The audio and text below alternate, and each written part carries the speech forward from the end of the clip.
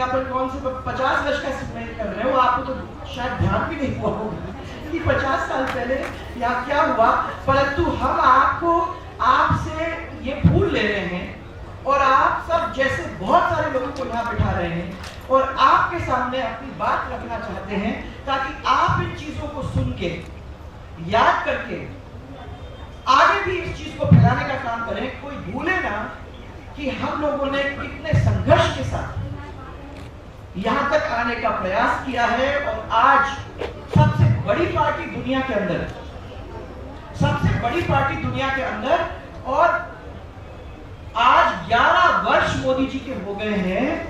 मैं समझती हूँ कि ऐतिहासिक भारतीय जनता पार्टी वो जिसमें खाली 2 सांसद एक समय हुआ करते थे, वहां से लेकर यहां तक कितने मुश्किल से, कितने परिश्रम से, कितने सुख और दुख से निकल के हम यहाँ तक पहुंचे हैं। इसमें ये समय हमारे लिए एक बहुत ही बड़ा समय था।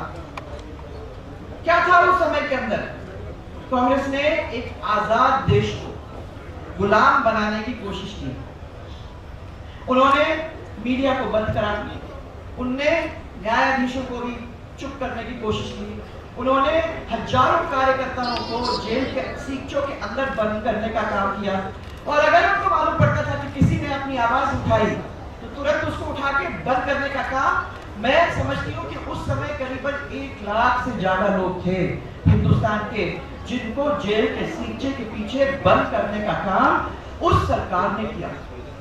इंदिरा गांधी और कोई नाम हम लोगों ने सुना ही नहीं था।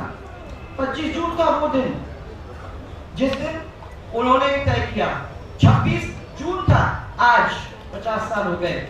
आज के दिन से मैंने कहा, जब आपने मेरे को कहा कि 25, 26, 27 कोई भी दिन आ जाओ, मैंने कहा 26 पे आएंगे, क्योंकि वही वो दिन था जिस दिन ये न्यूज का ऐलान उन्होंने किया और लोगों की पकड़ा धकनी शुरू हो गई। मुझे याद है कि किया था उस समय ये कहकर कि हमारे देश के अंदर आंतरिक अशांति है। हाँ, आंतरिक अशांति थी, परंतु देश के अंदर नहीं थी, उनके मन के अंदर थी, क्योंकि उनको मालूम पड़ गया था कि हमारे ये कुर्सी पर बैठे रहना बहुत मुश्किल होगा। इसलिए जितना भी जैसा भी हम कर सकते हैं वो करने की हम कोशिश करें ताकि इस देश को कांग्रेस के कब्जे में रखना और रखें। इसके लिए कितनी मेहनत हमको करनी पड़ेगी, हम करेंगे। 1971 में आपको याद होगा लोकसभा का चुनाव हुआ था। उनको याद रखते हम लोग, आदरणीय राजनारायण जी, जिनसे इंदिरा जी हारी। कोई यहां बैठा होगा जिसको उन दिन याद है, जब जागे, जब मालूम पड़ा तो सब लोग हक्के बक्के रह गए, ऐसा भी हो सकता है।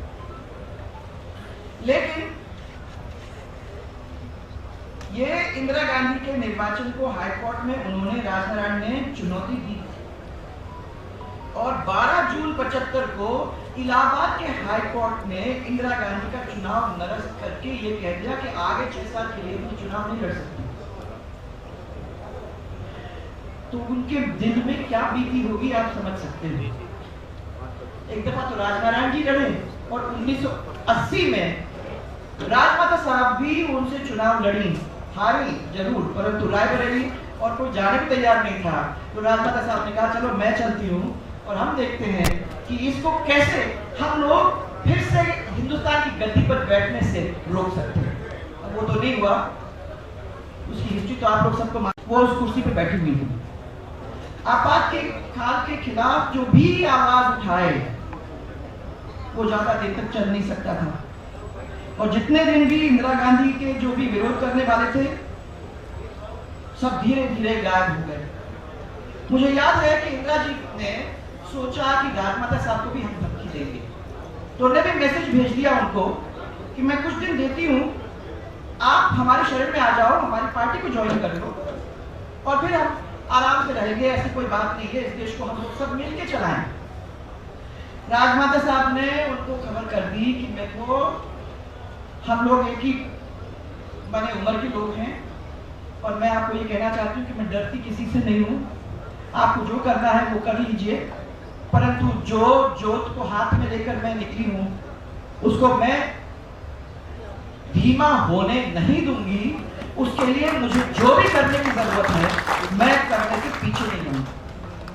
तो 6 महीने तक तो उन्होंने इधर उधर लगा, उनको गवर्नर, कभी मध्य प्रदेश के गवर्नर, कभी किसी क्षेत्र के गवर्नर ने उनको बार बार आके उनको कहने की कोशिश की कि आप हमारे साथ आ जाओ, परंतु वो मानी नहीं। और आखिर में उनको इन्होंने तिहाड़ जेल में ऐसी जगह पे रखा जब मैं आप लोगों को बताना भी नहीं चाहता। बदबू ऐसा एक कमरा जिसके अंदर उन्होंने इतना ही कहा था कि भैया मुझे पूजा करने की जगह होनी चाहिए, उसी कमरे के अंदर ही बाथरूम।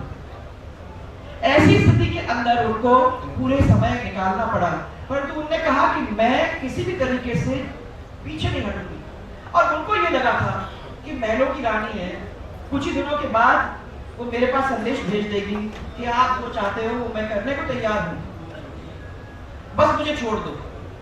और गवर्नर साहब ने ये कहा उनको कि खाली चिट्ठी लिख दो और कह दो कि मैं हाथ जोड़कर मना करना चाहती हूँ, मैं कुछ नहीं कहूंगी, मैं चुपचाप से अपने घर बैठ रहा हूँ। उन्होंने कहा मैं ये नहीं कर सकती हूँ, ये लड़ाई मैं अपने लिए नहीं, अपने देश के लिए, अपने परिवार के लिए नहीं, अपने कार्यकर्ताओं के लिए, अपने लोगों के लिए मैं लड़ाई लड़ रही हूँ। और उसके लिए अगर मुझे सीटों में रहना पड़ेगा तो मैं रहूंगी। 19 महीने रही। हम जेल जाते थे, मुझे याद है पैसे नहीं थे घर में, सब बैंक अकाउंट फ्रीज हो गए थे। जो बेच सकते थे वो बेचने की कोशिश की, जो दोस्त लोग थे उन्होंने पैसा उधार में दिया। ये समय भी देखा है, ये समय भी देखा है। इसलिए कभी कोई आता है ना हम लोगों के पास तो मैं कहती हूँ उनको, काहे का डर जब हमने ये सब देखा है। हमें किसी चीज का डर नहीं है। हम अपनी पार्टी के लिए, अपने कार्यकर्ताओं के लिए जिस तरीके से राजमाता साहब ने रास्ता दिखाया था, वो ये पूरा परिवार उसी रास्ते चलेगा और भारतीय जनता पार्टी की इज्जत को इस देश के अंदर नहीं, इस दुनिया के अंदर ऊंचाई पर ले जाने का काम करेगा। आज तक हम लोगों ने यही किया है, कोई सरेंडर नहीं करता। 3 अक्टूबर 1975 में 1975 में राजमाता साहब को जेल में डाला और ऐसी स्थिति में रखा। मैं तो कभी कभी सोचती हूँ कि मैंने उसको देखा उस